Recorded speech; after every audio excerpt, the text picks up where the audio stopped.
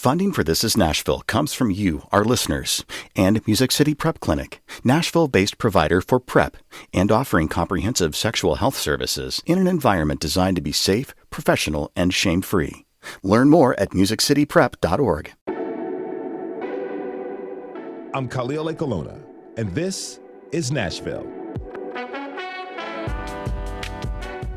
In 2016, WPLN's senior reporter, Meribah Knight, heard a disturbing story from Rutherford County just east of Nashville.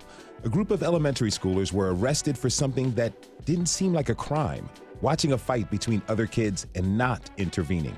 Meribah dug in further and discovered a series of lawsuits that revealed a staggering pattern of young kids in Rutherford County being jailed for minor offenses.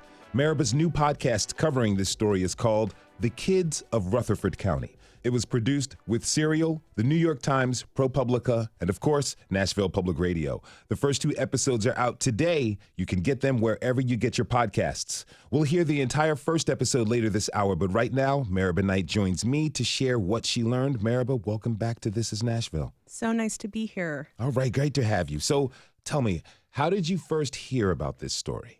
Yeah, I heard about this story actually right after I moved here. I moved to Nashville in March of 2016 from Chicago, and the arrests of 11 young children happened in the middle of April of that year. And I remember reading the stories and thinking, what the heck is going on? Like, you don't just arrest 11 kids for no reason on a fluke. It felt to me like there was something bigger going on, and it always was a story and a question that nagged at me, and I just kept following it. And a lot of times that's kind of how big stories happen for a reporter. You see something, it gets stuck in your craw, and then you just keep pulling threads on it, and eventually something really comes loose and you start to dive in from there. So as you continued to follow the story, you learned about a class action lawsuit where one of the kids was a plaintiff. Tell me more about that court case. Yeah, so, for a long time, I had wondered what led to all these arrests. Like, what is underneath all of this? A lot of times with reporting, I say like a story that you see is like the tip of the iceberg poking out of the water, and there's all the rest of the iceberg underneath, which is, 95% of it. And so as I kept kind of asking questions and thinking about it and meeting people around the way, meeting lawyers, I came across this case that was a class action lawsuit focused on the arrests and the jailings of kids. And in that lawsuit, one of the plaintiffs was a kid who had been arrested in the mass arrests in 2016. And so to me, from a narrative perspective, I thought, oh, that's it. We had this one big instant, this kind of flashpoint. But now, more than a year later, I'm reading a complaint for a federal lawsuit, and one of those kids is a named plaintiff. Like, there is a through line here, and I can tell a story about that. So when you started digging into the court records, what did you learn about the juvenile court system in Rutherford County?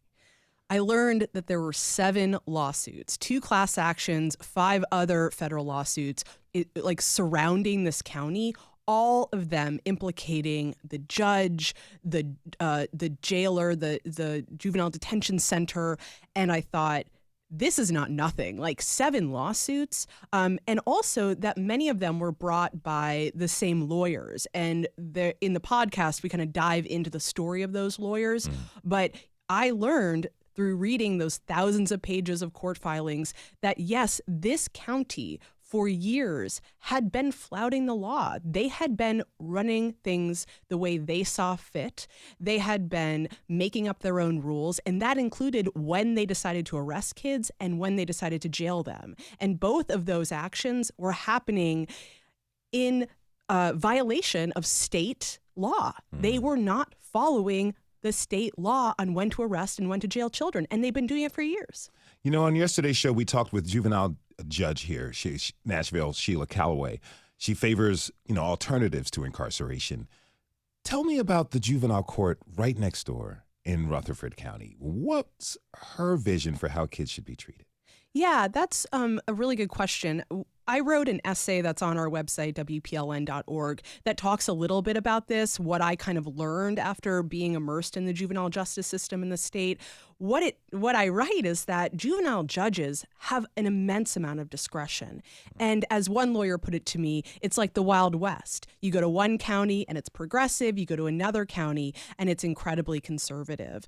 And that is the case. Like Sheila Calloway is a very progressive judge. She's looking for alternatives to incarceration. She is looking for diversion programs. She's saying, we don't make kids better by shaming them and jailing them. We make them better by listening and giving the proper supports and allowing them to be diverted from the justice system so they don't get stuck in this loop. Other counties, they feel very differently. The judges say, no. As is the case with Rutherford County, the judge there, Donna Scott Davenport, was very much kind of spare the rod, spoil the child. And she took a consequence-centered approach. The science that I've read backs up Judge Calloway's approach much more as an effective way of dealing with children. But yes, every county has their judge, and judges in juvenile court have an immense amount of discretion. There is no jury in juvenile court. So a judge who's overseeing a case, they interpret the facts and they interpret the law. That is not the case for adult court. Now, the juvenile court judge in Rutherford County had a radio show. How did she use that platform to defend what she was doing? That was one of the most interesting parts of this story, especially from an audio standpoint. There's not many opportunities you get to talk directly to a judge. Obviously, she declined all my requests to interview her, but there were 10 years of her monthly radio show. So I listened to 70 hours of Judge Davenport talking on the radio. And what I heard there was essentially a kind of propaganda machine. She got to tell the story that she wanted to tell about her court, about it working, about kids coming out better. My reporting did not show that, but she was able to go on every month and tell the story she wanted to tell. We're about to go to break, but tell me real quick, what happened to those elementary schoolers who were arrested in 2016? They all filed lawsuits, and they all settled those lawsuits from anywhere between $30,000 and almost $90,000. So they all went to federal court and said what happened was wrong, and they got money. And some of them went on to be part of this class action. All right. Now we have to take a short break. When we come back, Meribah Knight will take us behind the scenes of the reporting process for her new podcast, The Kids of Rutherford County. You can join the conversation by tweeting us at This Is Nashville. We'll be right back.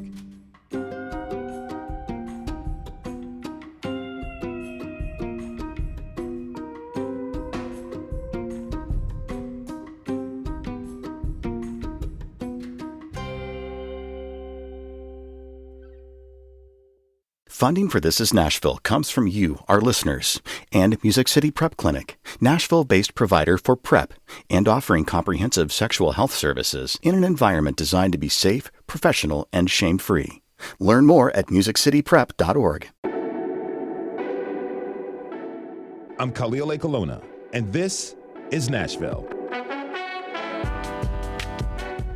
Before the break, we talked with WPLN senior reporter Meribah Knight about her latest investigation into the alarmingly high rate of children being arrested and illegally jailed in Rutherford County for minor offenses. The first 2 episodes of her new podcast, The Kids of Rutherford County, are available now wherever you get your podcasts or at WPLN.org/kids. So, how did Meribah report this story? And what was it like to work with her partners at Serial and the New York Times? Meribah Knight is still with us. Hey, Meribah. Hey. All right. So your reporting on this story started out as a print piece with ProPublica. What was the initial investigation like, and what new reporting did you need for the podcast version? I love being able to answer this question because you get to pull the curtain back a little bit on how to make the sausage. But I started reporting on this back in 2017 and then picked it up again in the middle of the pandemic. I felt like I was ready to tell this story. And because of the numerous federal lawsuits filed, there was a lot of paper. There was a lot of court filings, a lot of stuff that I could do when we were on lockdown. So for me, this story started out as a pandemic story, as a story that I could do a lot of reporting from my home. And eventually, when I got the vaccine and things opened up a little bit, I was able to go meet and talk to sources and families. But for the print piece, it was a narrative, yes, but it was much more rooted in court documents and in records requests. We filed over 50 public records requests for that story. But all of that then kind of came and played into the podcast. But the podcast is an audio product. It is something that you listen to, and it is a character-driven story. So for the podcast, what we needed to do was get a lot more tape. The first episode that you'll hear later this hour is actually all found tape. It is a tape that I got through public records of all of the investigative interviews surrounding that arrest of the 11 children. So that I did get during the pandemic, but the rest of it was all sit-down interviews that I did with sources and characters that I realized I needed those people to drive the story. And so we had to go back and essentially re-report and re-interview most of the people because we needed it to be a character-driven story. That's the thing that's so amazing about Serial is they take these really important stories and they turn it into something that kind of feels like a movie. It's really cinematic, and you start to be invested in the characters and the people, but these are all real people too. And so you have to go and find the folks that are going to be able to tell this story, that are going to be able to be interesting to listen to, but pull you through a narrative. And so the reporting revolved a lot more around getting the kind of meaningful interviews that we needed, having really powerful moments on tape where I really confronted county officials who'd been complicit in this and got them to kind of squirm in their seats and say, I didn't say anything. I missed it. I don't know. And that was really difficult, but also really rewarding. I'd spent so many years looking at the paper trail, looking at the effects of this and the money paid out and what the judge had done and didn't do. And then I got to sit, these officials square and look at them square in the eye and say, what did you do? And why didn't you do anything? You also talk to these kids. I mean, you interviewed a lot of people who were arrested as very young children. It's got to be traumatic. How did you approach interviewing people about their trauma? Yeah. As a reporter who's focused on issues of trauma and especially children, it is something that I'm always mindful of. When you sit down to tell me your story, I am doing it for my job, but this is your life. And so for me, it's really important to let the child lead. In this case, many of them were now young adults. And I simply asked them to tell me their story of what happened. For some of them, it unfolded over a number of calls. For others, it just kind of all spilled out. The thing I always say is it's remarkable what people will feel comfortable telling you when you are earnestly listening and just letting them lead. And so for me, it was about not pushing too hard, not forcing someone to tell their story when they weren't ready, but also to say, now is your chance. Like, you are on the right side of history. What was most striking to me was how many people I talked to who still didn't know what happened to them was wrong. This was something that happened years ago. I talked to a young man, Brandon, who was jailed illegally when he was 7 years old. That sat with him for his entire life. At that point, when he was jailed, he said he didn't even know what jail was. And now we are here, 20 years later, almost, and he is finally realizing that that was really wrong. So sometimes the conversations were about processing this in the moment, where they realized, like, they thought they were a bad kid. They thought this happened to them for a reason. And then they suddenly realized that that narrative is wrong and that they've had an injustice happen to them. So sometimes it was also just giving them the space to kind of work through it on their own, just with me listening and kind of saying, like, I guess I wasn't a bad kid, but, like, here I am. Yeah. Because some of them had ended up in prison. Some of them, it was interesting because some of the kids I talked to, it was a real scared straight moment. I never got in trouble again. That was terrible. For other kids, it was, I was a bad kid now. So I lived up to that. And I'm on parole. I was in prison for 10 years. What did they What did they tell you about their treatment in jail when they were kids? It was so shocking. I mean, they told me, and there were these stories that would come up again and again. I mean, even the names of specific guards that they all had to take a shower in front of a guard. Many of them told me about one guard who just looked at them weirdly in the shower. The commonalities among the stories were really striking. They would be stripped down, forced to shower in front of a guard, given a jumpsuit, put in a cell. Many of them were put on lockdown, which was a form of solitary confinement. I mean, this was really traumatic for them. I just can't even imagine like being a 12-year-old who's already kind of uncomfortable with your body and don't know who you are, and then forced to strip down and have a guard watch you shower. It was really those smaller moments, as well as these really bigger, like catastrophic things like being locked up in a cell 23 hours a day with a board over your window and nothing but a Bible and a cup. But it was everything from that moment where you were just forced to be naked as a young person in front of an adult to these more egregious civil rights violations that stuck with them. Like every single one of them was like, oh, that shower, man, I still remember it was so cold, or it was really hot, like you just didn't know. And like I would jump out of it because I just like it was always just the wrong temperature. And then I'd get to my cell and I was just like sitting there like I didn't know what to do. They wouldn't let me sleep during the day. If I was sleeping, they would make me stand in a corner. I mean, the memories were vivid, like incredibly vivid, but that's trauma. It's a harrowing experience for everyone, especially for young kids. Now, I'm sure many of our public radio listeners know about Serial. It's a spinoff of This American Life, and they pretty much created this specific genre of podcast, where deeply reported stories are told in this narrative form that you just explained. Now, what was it like working with the folks at Serial to put this together? It was like a career highlight. I mean, I have to say, like, this story is a really delicate story. It is a story about children and trauma and civil rights violations. And so you want to make sure that you're going to be telling it with the right partners, that it's going to be told in a way that is both empathetic, rigorous, classy, thoughtful. And I just felt like I was in such good hands with Serial. Like, this is not a place that is going to sensationalize anything. It is not a place that's going to misrepresent anything. Like, the thoroughness of working with them was unbelievable. I mean, even just the level of fact checking. I mean, the fact checker, Ben Phelan, has taken this to like a real art. I mean, it was unbelievable how rigorous the editing and the fact checking was.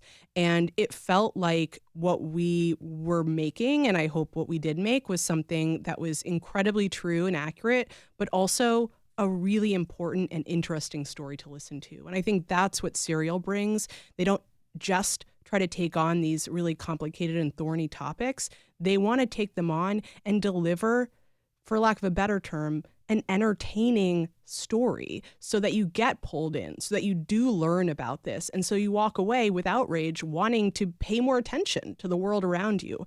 And they were just, I mean, they're the gold standard. Yeah. The podcast has original soundtrack from a couple musicians that grew up here called The Blasting Company. Tell me, how does the original music affect the storytelling? This was another moment of like a pinch me moment with Serial, because I've never had like a score composed for anything I've done. Phoebe Wang is the sound designer, and she commissioned the music, and she is a true sound artist. And really what they wanted was to have music that reflected the theme of the show. And the theme of the show really is this kind of insider-outsider perspective. Inside Rutherford County, this was going on. Nobody seemed to think it was the wrong thing. Outside, it was bananas. And when those two realities start to meet, when the outside lawyer comes in and sees what's happening and he kind of bursts it, they wanted to create music that actually represented those two realities. And then when the realities started to slam together, they kind of blended those two sonic palettes. So man, it's so cool. Like, these guys play a million instruments. It has this kind of like Nashville twang to it, but it also has this kind of like gritty, like rock tone. And And if you listen closely, you will see that when we're in the world of the judge or when we're in the world of the lawyers, that the sonic palette is a little bit different and they start to overlap at points when those narratives overlap. So it's just like thinking about this on a level that I am not used to. Real quick, last question for you. Yeah. As this podcast really goes out into the world, what parts of this story will you still be watching in the future? I will be watching what happens with this county as far as the new judge. I will be watching what happens with the state oversight, because as we start to talk about in later episodes, the state oversight is woefully inadequate, and we need to be watching our kids better, watching our juvenile justice systems better. Meribah Knight is WPLN senior reporter and producer of special projects. Meribah, congratulations and thank you so much. Thank you so much, Khalil. We have to take a short break. When we come back, we'll hear the first episode of the Kids of Rutherford County in full. You can join the conversation by tweeting us at This Is Nashville. We'll be right back.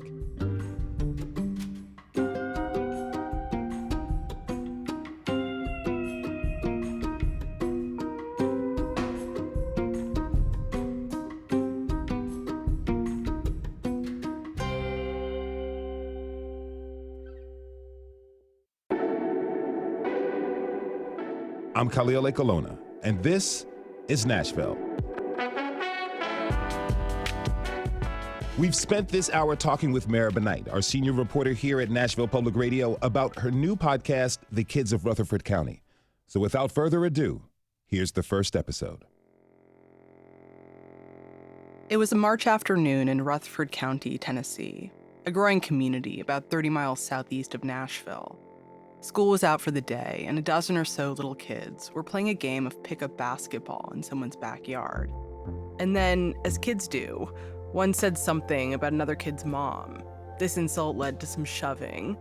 And then, as kids also do, one of them pulled out a cell phone and started filming.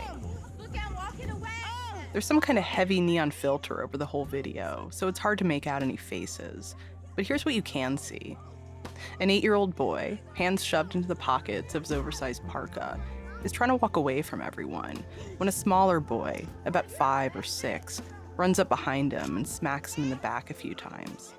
Then another little kid runs up and takes his turn, throws a couple feeble punches to the back of the kid walking away.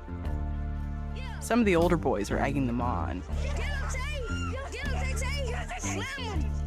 Meantime, off camera, you can hear one girl try to break it up. Other kids just stand around watching, and a few of them are also filming on their phones. And then the video just ends. It's the type of fight that barely seems worth posting online. But that happened anyway, and soon the video started to make the rounds, spreading from the kids to teachers, and eventually to one police officer. And it's what happened next, once this officer got involved, that the story really begins. Because it's what caught everyone's attention to what's been happening to kids in Rutherford County. It's what caught mine. From Serial Productions and the New York Times, I'm Meribah Knight. This is The Kids of Rutherford County, Episode 1, The Egregious Video.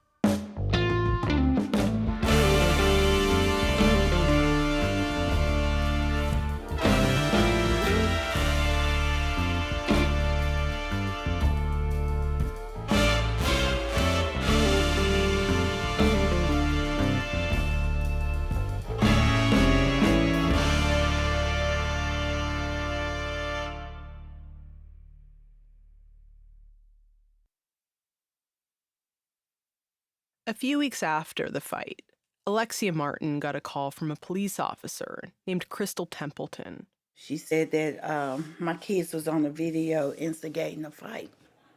She was like it was bullying, and she would like to talk to them, and that they wouldn't be in no type of trouble.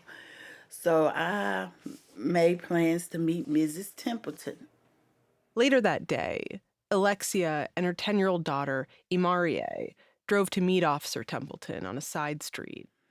So when I got there, Miss Templeton shows me the video, and I was like, well, that's not my kids, this bullying. And she was like, well, I want to talk to the other kids. and let them know what they're doing is not right. No one is in trouble. I was like, well, okay. She said, so can you identify your kids? I said, yes, I can. I said, that's my daughter, is the one who's saying stop to Tay-Tay. That's my son over there. He's in the video, but he wasn't saying nothing, instigating nothing. She said, so who are the rest of the other kids? So my daughter, she wrote down all the kids' names, and we gave them to her. The whole thing seemed very casual. Alexia doesn't remember Officer Templeton even telling her that she was conducting an investigation. So when Imarie, Alexia's daughter, leaned over the hood of the police car and wrote down the names of the kids in the video, she had no idea that what she was doing would lead to 11 kids, including herself, getting arrested.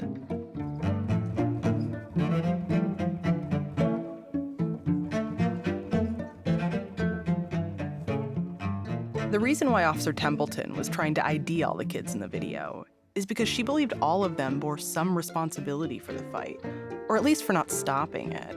The two kids doing the actual hitting, she thought they were probably too young to bring charges against. They looked like they were about 5 or 6 years old, and in Rutherford County, they generally didn't charge kids under 7. But what about the other kids? The kids standing around, the kids egging it on? Officer Templeton wondered if there was a charge that would apply to all of them. So, relying on the memory of a 10-year-old, Officer Templeton took the list of names given to her by Imarie and headed to the county's judicial commissioner's office for guidance on what to charge them all with. In Rutherford County, judicial commissioners are the people who approve charges. At their office, the commissioner searched the state's database, and they found a statute that seemed to fit the bill: criminal responsibility for conduct of another. Officer Templeton would later say, quote, I looked at the charge to the best of my ability from my experience, was like, yeah, that's the charge. The judicial commissioner signed off. Petitions were secured. Word went out. Arrest these kids. As would later be documented in over a dozen interviews with internal affairs investigators, the arrests did not go smoothly. Well, we'll go ahead and start with May 27th, 2016. It is 11 a.m. Sergeant Craig Snyder, Office of Professional Responsibility. In an office at the local police department, Tammy Garrett, the principal at a school called Hobgood Elementary, sat down with two of those investigators. When did you become aware of the arrests that were going to take place at Hobgood at your school? The investigation or the arrest? Well, the investigation. Oh, okay. Yeah, we're going to try to go in chronological. Principal Garrett told the investigators that Officer Templeton had shown her the video of the fight on a Wednesday, and by Friday morning, Templeton called to say the police were coming to Hobgood to arrest some girls who were in the video. But right away, Principal Garrett was concerned, partly because the kids Templeton named, well, Garrett hadn't seen all of them in the video. There were kids that I knew that I didn't see in there that are good kids at school that I started thinking, what's going on? I didn't see any of those kids. Did she mention how she had identified those kids? She had talked to some kids and the parents, is what she said. And so I thought, well, she's an investigator, not me. Maybe things I didn't know. Still, Principal Garrett was worried. It was her 4th year as principal at Hobgood Elementary, and she'd spent those years working hard to build trust with parents and the kids at her school. She thought it certainly wouldn't help that relationship if she was allowing police to come to the school and arrest kids, but she believed she didn't have a choice in the matter. Principal Garrett said Officer Templeton assured her the arrests wouldn't be disruptive. She said, I want to promise y'all that they weren't going to be handcuffed and that I'll be there. I'm going to take care of this. It'll be discreet. Garrett told Templeton her preference was that the girls be arrested before school let out. She didn't want a bunch of students in the hallways or the yard or in the bus lines seeing their classmates get taken out by police officers. But as the day wore on, getting closer to school dismissal at 2:30, Officer Templeton still hadn't shown up at Hobgood. Instead, 3 different police officers came. And that's when things got confusing. Crowded into the assistant principal's office, discussing what to do next, Garrett said one officer in a tactical vest was telling her, "Go get the kids." But a second officer was telling her, "Don't go get the kids." That officer seemed to be having second thoughts about the whole thing. So he kept telling me, hey, this is not right. I don't think this is right. What was he specific with anything? So he said, this is going to blow up. This is going to blow up. You shouldn't do this. This is not right. Meaning the arrests? And I don't know what to do. The officer telling Principal Garrett not to go get the kids was Chris Williams. In his internal affairs interview, Officer Williams said when he learned what these arrests were about, he was shocked. It was just like, what in the world? He was like, what in the world? Because he'd seen the video of the fight the night before, after Officer Templeton had asked him to check it out. And he remembered when he watched it. I was like, that's the egregious video that you were talking about? And she was like, yeah. And I'm like, well, if you follow any group of kids that get off the bus home, this is what you're going to see. This is normal behavior for most kids. Then there was this. All the kids in the video were black, and most of the students at Hopgood were black or Latino. Williams, who's also black, said he didn't think Templeton, who's white, was intentionally going after these kids because of their race. But he also said he couldn't help but wonder if something like this would happen at a school that was mostly white. Back in the assistant principal's office, Williams started calling up the chain of command, if not to stop the arrests, at least to slow things down while they got some clarity on the situation. And I'm trying to call someone to, I don't want to say use common sense, but at least think about what we're doing. The first person Williams talked to was a sergeant, who told him to go forward with the arrests. He then called others to try to get a different answer. He called a lieutenant, who didn't pick up. Then he got through to a major, who essentially told him to just figure it out. Meanwhile, the officer in the room telling Garrett to, yes, go get the kids, was Officer Jeff Carroll, and he was making his own phone calls. Carroll was a patrol officer and a SWAT team member. He declined my interview requests, but in his internal affairs interview, he said, while, quote, nobody likes to arrest kids at school, he had his orders. When our sergeant tells me to do something, as long as I know it's not illegal or in my eyes immoral, I'm going to do it.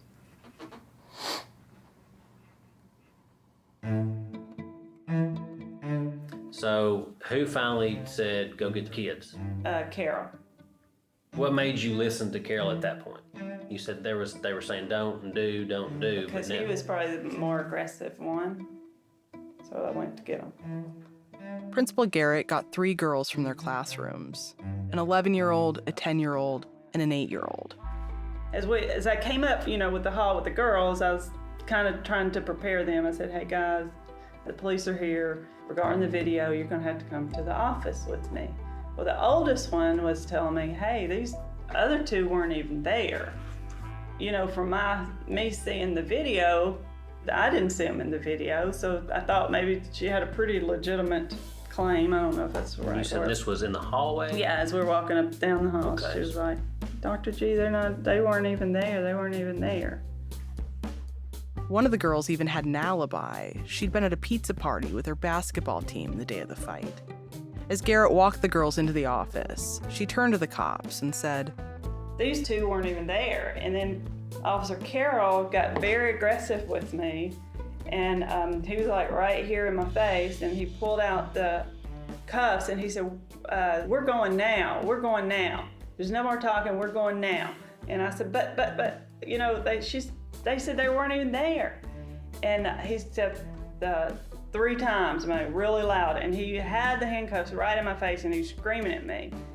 But I was scared and I didn't want to go to jail, and so I backed off. But I was crying and the kids were crying and they were screaming and reaching for me, and it was awful. The other officers in the room don't recall screaming or yelling, or Officer Carroll being particularly aggressive, but they do confirm kids were crying and emotions were running high.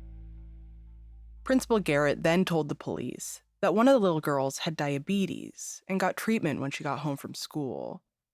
Carroll got on the phone with the sergeant, who told him that the girl could sit tight in the nurse's office for now, but the other two girls needed to be arrested. Officer Carroll then turned to those two girls. I told him, honey, something's come up.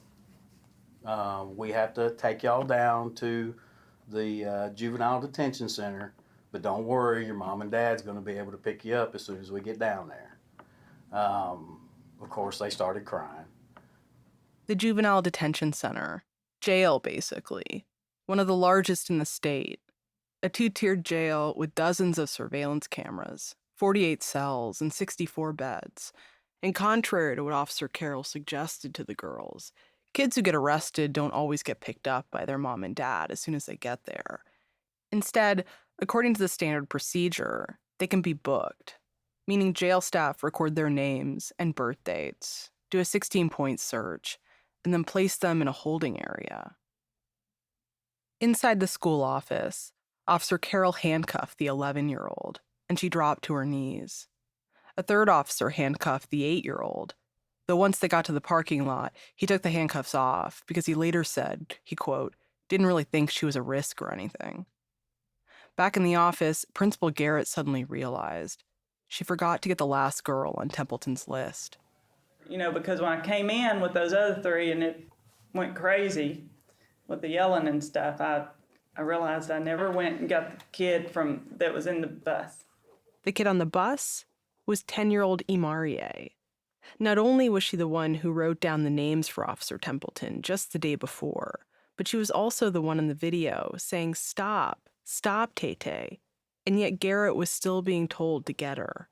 So I said, she's on the bus by now. They said, go get her. So I had already, that time, the man had already yelled at me. I was already crying. And they made me go out there crying in front of all my bus students and get her off the bus. So I was on my way home. You know, I had got out of school on my way home. This is Imarie. But Miss Garrett, she came to get me, and she had tears in her eyes. And when she whispered in my ear talking about the police, that's when I broke down, and that's when I shut everything out. I was scared. I didn't know what was going to happen. I was scared to go to jail.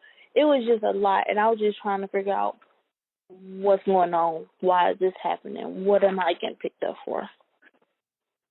So my sister called me and told me I needed to get to the school because they was trying to take my daughter to the detention. And I said, okay, I'm on my way. This again is Alexia, Imarie's mom. When I got there, it was some police officers there. They had my daughter. She was crying, upset, throwing up everywhere. And the police officers told me that they had to take them downtown. They had to take her to the juvenile detention. I was like, you got to take her to juvenile detention? They haven't done nothing. And they was like, well, this is out of our hands. You know, you got kids crying and don't want to go to the detention, don't know what they're going to the detention. And you got to hand your kids over to some strangers.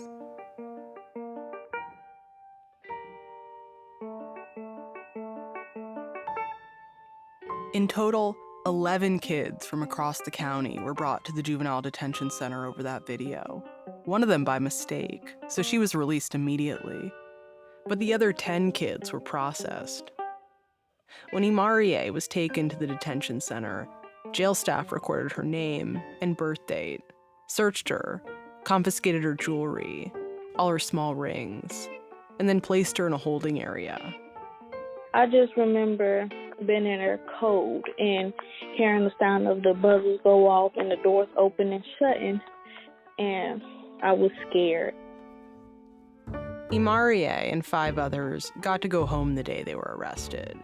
But 4 boys, 2 10-year-olds, an 11-year-old, and a 12-year-old, they were kept in jail overnight. 2 of them were held all weekend.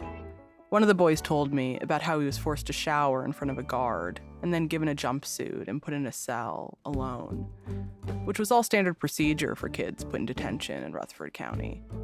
During waking hours, the kids aren't allowed to sleep. I spoke to many people who told me that if they did fall asleep or if they were caught lying down, the guard would bang on the cell door to wake them up or force them to stand in the corner of their cell for long periods of time. 10, 11, 12-year-olds are kids who play freeze tag at recess. They still snuggle on the couch with their parents and hold their hands when they get scared. In other words, these were kids. More about what happened once the rest of the county and the world got wind of the arrests after the break.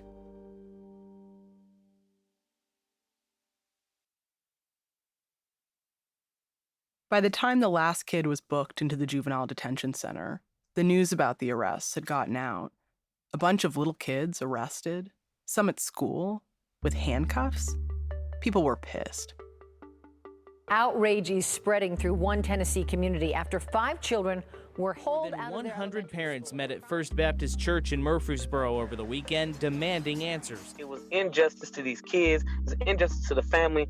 I'm angry. The shock spread beyond just Rutherford County. Stories about the arrests appeared in the New York Times, the Washington Post, the Daily Mail. Fueling the outrage, it turned out that the charge brought against the kids, criminal responsibility for conduct of another, it's not actually a charge. It's a little technical, but criminal responsibility is a legal theory, one that was misunderstood by both Officer Templeton, who launched the investigation, and the judicial commissioners who approved the charges. The cases against the kids were later all dismissed. Soon after the arrests, the chief of police called for a thorough investigation to get to the bottom of what happened. Of the 20 people interviewed, investigators spent the most time with Officer Templeton.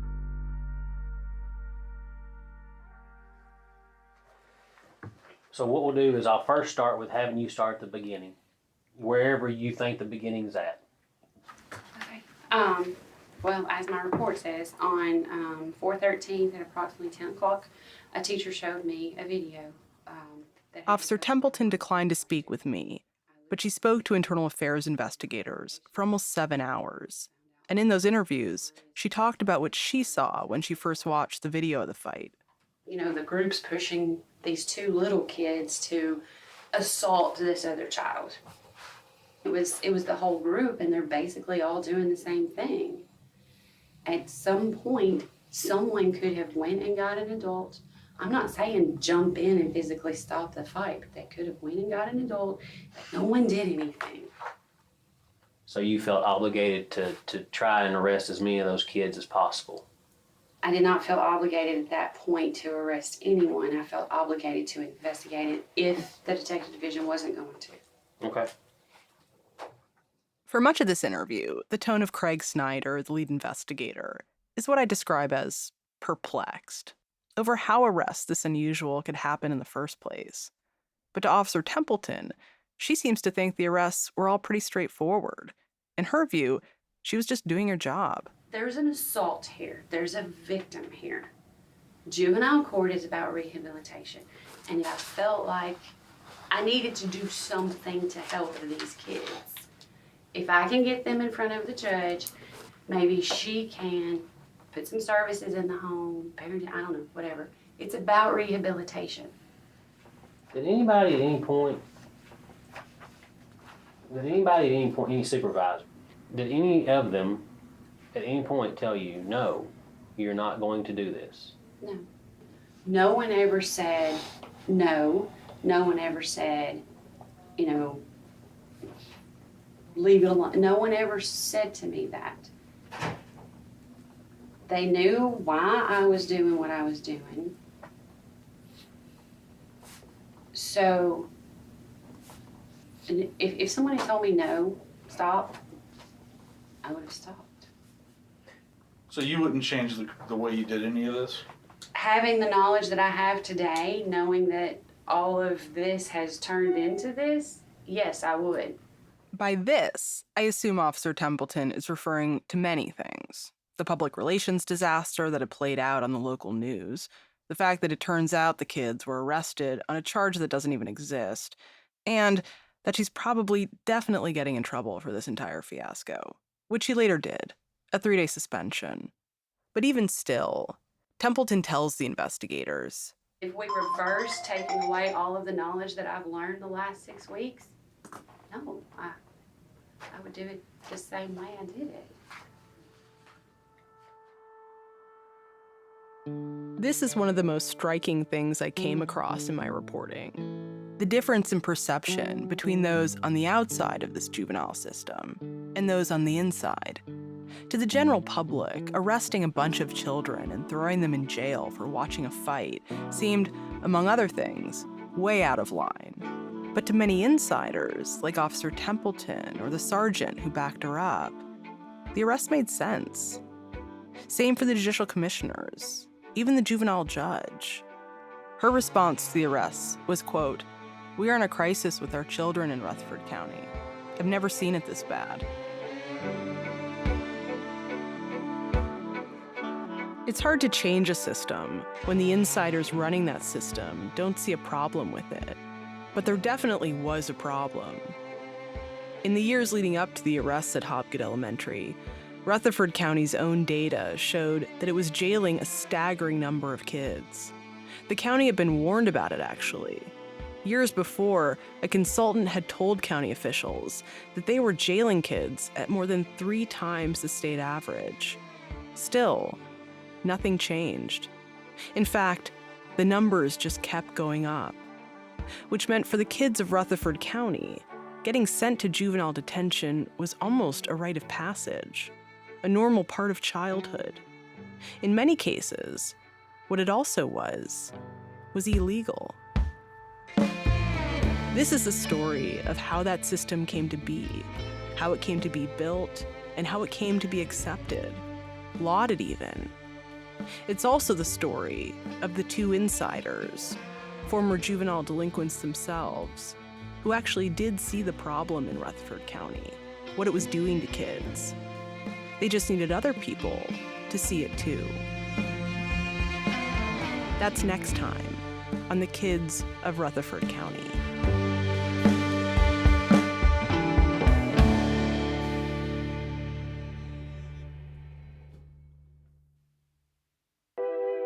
The Kids of Rutherford County is a co-production of Serial Productions, The New York Times, ProPublica, and Nashville Public Radio. It was reported by me, Meribah Knight, with additional reporting from Ken Armstrong. The show is produced by Daniel Guillemette, with additional production by Michelle Navarro. Editing from Julie Snyder and Jen Guerra, along with Sarah Bluestain and Ken Armstrong at ProPublica, and my colleague Tony Gonzalez at Nashville Public Radio. Additional editing from Anita Badajo and Alex Kotlowitz. The supervising producer for Serial Productions is Ende Chubu. Research and fact-checking by Ben Phelan, with additional fact-checking by Naomi Sharp. Sound design, music supervision, and mixing by Phoebe Wang. The original score for our show is from The Blasting Company. Susan Westling is our standards editor, and legal review from Dana Green, Alameen Sumar, and Simone Procas. The art for our show comes from Pablo Delcon. Additional production from Janelle Pfeiffer. Mac Miller is the executive assistant for Serial. Sam Dolnick is the deputy managing editor of The New York Times. Special thanks to the folks at ProPublica, including Stephen Engelberg, Charles Ornstein, Susan Carroll, Alex Meyer-Jeske, and Hannah Frescus. And at Nashville Public Radio, thanks to Emily Seiner. The Kids of Rutherford County is produced by Serial Productions, The New York Times, ProPublica, and Nashville Public Radio.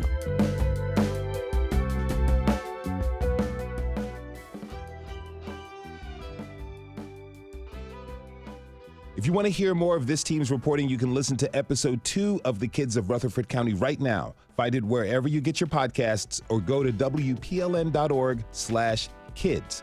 And thanks to you for tuning in this hour. This is Nashville is a production of Nashville Public Radio. This hour was produced and directed by Char Daston. Laura Boach is our technical director. Live tweeting was handled by Elizabeth Burton. The masterminds behind our theme music are Larange and Namir Blade. Special thanks to Tony Gonzalez and Josh Carner.